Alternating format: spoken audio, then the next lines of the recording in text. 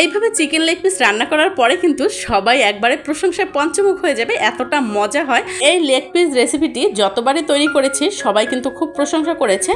বিশেষ করে হচ্ছে যদি গেস্ট আসে তারা কিন্তু অনেক প্রশংসা করবে, বরঞ্চ আপনার কাছে রেসিপিটিও জানতে চাইবে। তো আশা করি আপনারা সম্পূর্ণ ভিডিওটি দেখবেন না টেনে। চলুন ভিডিওটি শুরু করা যাক। এখানে হচ্ছে আমি লেগ পিস নিয়ে নিয়েছি, দেখতে পাচ্ছেন। আর এখানে হচ্ছে 1 চামচের মতো লবণ দিয়ে দিয়েছি। দিয়ে ভালো করে হাতের সাহায্যে এভাবে মেখে প্রায় 30 মিনিটের মতো রেখে দিতে হবে।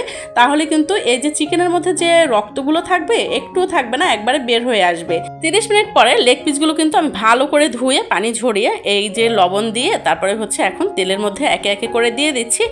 আর এই যে দেখতে পাচ্ছেন লেগ পিসগুলো কিন্তু মধ্য থেকে সুন্দর করে কেটে কেটে দিয়ে দিয়েছি, যাতে মধ্যে সম্পূর্ণভাবে মশলাগুলো ঢুকে। তো আশা করি আপনারা সম্পূর্ণ ভিডিওটি দেখবেন। আর দেখে যদি ভালো লেগে থাকে প্লিজ আমার চ্যানেলটি সাবস্ক্রাইব করে পাশে থাকবেন, লাইক করবেন, সুন্দর একটা কমেন্টস করে দিবেন। রেসিপিটি বেশি ভালো লেগে থাকলে শেয়ার করে আপনি আপনার টাইমলাইনে রেখে দিতে পারেন। তো কথা বলতে বলতে কিন্তু আমার এক সাইডের হচ্ছে ভাজা হয়ে গেছে। এভাবে উল্টে পাল্টে নিতে হবে। সব লেগ পিসগুলো কিন্তু এভাবে যখন একটু লালচে হয়ে যাবে তখন হচ্ছে উল্টে দিতে হবে। কাজটা একটু সাবধানে করবেন, কারণ হচ্ছে তেল ছিটে অনেক।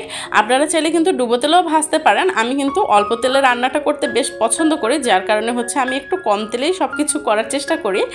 তো যাদের কাছে ভালো লাগবে প্লিজ সুন্দর একটা কমেন্টস করে যাবেন।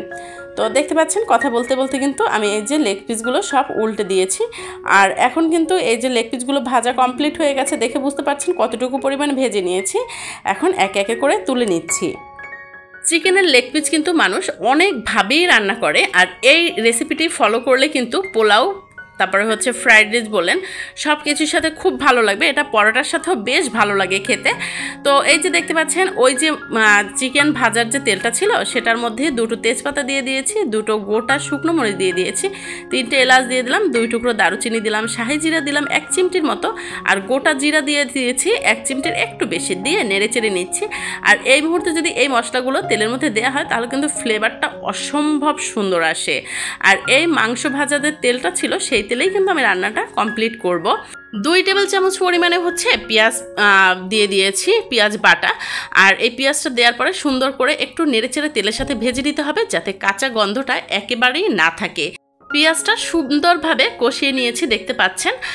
পেঁয়াজ কষানোর পরে তারপরে এখানে দিয়ে দিচ্ছি হচ্ছে কাঁচামরিচ বাটা 1 চামচ পরিমাণে, 1 চামচ দিয়ে দিয়েছি হচ্ছে রসুন বাটা, 2 চামচ দিয়ে দিলাম হচ্ছে আদা বাটা, আর জিরা বাটা দিয়ে দিয়েছি হচ্ছে 1 চামচ পরিমাণে। দিয়ে মশলাটা খুব সুন্দরভাবে কষাতে হবে।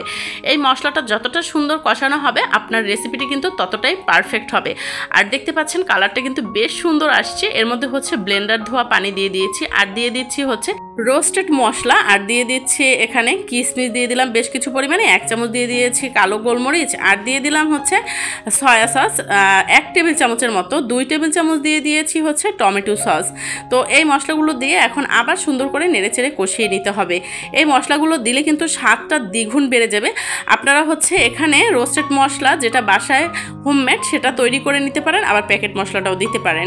তো মশলা যখন একবারে অনেক সুন্দরভাবে কষানো হয়ে গেছে, তেল বের হয়ে আসছে, এর মধ্যে হচ্ছে 1 টেবিল চামচ পরিমাণে আমি বাদাম বাটা দিয়েছি। এখানে কাঠবাদাম আর হচ্ছে পেস্তা বাদাম আর পিনাট বাদাম, সেটা সুন্দর করে গরম পানিতে ধুয়ে খোসা ছাড়িয়ে ব্লেন্ডার করে দিয়ে দিয়েছি।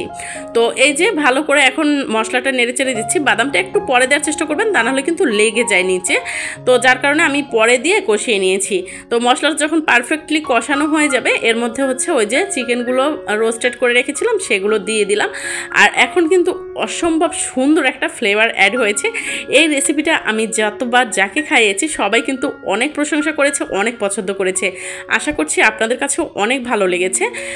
লেগ পিসগুলো দেওয়ার পরে এর মধ্যে হচ্ছে আমি 1 লিটার দুধ সেটা কিন্তু ঘন করে দিয়ে দিয়েছি। আর দুধের পরিমাণটা যতটা মানে ঘনত্ব আসবে খেতে কিন্তু আরও ভালো লাগবে। আর এই মুহূর্তে কিন্তু কোনো ঢাকনা দেওয়া যাবে না যতক্ষণ পর্যন্ত উতলে না ওঠে। তো এই যে দেখতে পাচ্ছেন একবারে টকবক করে ফুটছে, এর মধ্যে হচ্ছে 2 চামচের মতো চিনি অ্যাড করে দিয়েছি। আপনারা চাইলে এখানে চিনিটা নাও দিতে পারেন, যারা মিষ্টি পছন্দ করেন না তারা হচ্ছে এখানে চিনি নাও দিতে পারেন, ঝালটা কমিয়ে বাড়িয়ে দিতে পারেন, যারা ঝাল পছন্দ করেন তারা ঝালটাও বাড়িয়ে দিতে পারেন। তো এই যে চিনিটা দেওয়ার পরে একটু নেড়ে চেড়ে মিশিয়ে নিচ্ছি। এখন হচ্ছে ঢাকনাটা দিয়ে দিচ্ছি। আগে যদি ঢাকনাটা দেওয়া হতো তাহলে কিন্তু উতলে দুধ পড়ে যেত, যার কারণে হচ্ছে ঢাকনাটা যখন ফুটে উঠবে মশলাগুলো তখন হচ্ছে ঢাকনা দিতে হবে। তো এই যে ঢাকনা দিয়ে 5 মিনিট থেকে 7 মিনিটের মতো রেখেছিলাম। মধ্যে মধ্যে কিন্তু আমি অনেকবার নেড়ে দিয়েছি যাতে লেগে না যায়। আর এখন মধ্যে 3 থেকে 4টা কাঁচামরিচ ফালি করে দিয়ে দিয়েছি। আর এই যে দেখতে পাচ্ছেন এখন গ্রেভিটা অনেক সুন্দর আসছে। আপনারা যে যেরকমের গ্রেভি রাখবেন ততটুকু রেখে তোলার 2 থেকে 3 মিনিট আগে এই যে 2 চামচ পরিমাণ হচ্ছে দিয়ে দিয়েছি গুঁড়া দুধ আর হচ্ছে ঘি দিয়ে দিয়েছি, দিয়ে সুন্দর করে নেড়ে চেড়ে মিশিয়ে নিচ্ছি। আপনারা এই মুহূর্তে হচ্ছে গুঁড়া দুধ বা মাওয়া যদি দেন তাহলে কিন্তু স্বাদটা অসম্ভব মজার হয়, রেস্টুরেন্টকেও হার মানাবে, এতটা মজার একটা রেসিপি। আশা করছি আপনাদের কাছে অনেক ভালো লেগেছে। তো আমার রান্না কিন্তু কমপ্লিট হয়ে গেছে, কেমন লেগেছে কমেন্টস করে জানাবেন। আল্লাহ হাফেজ।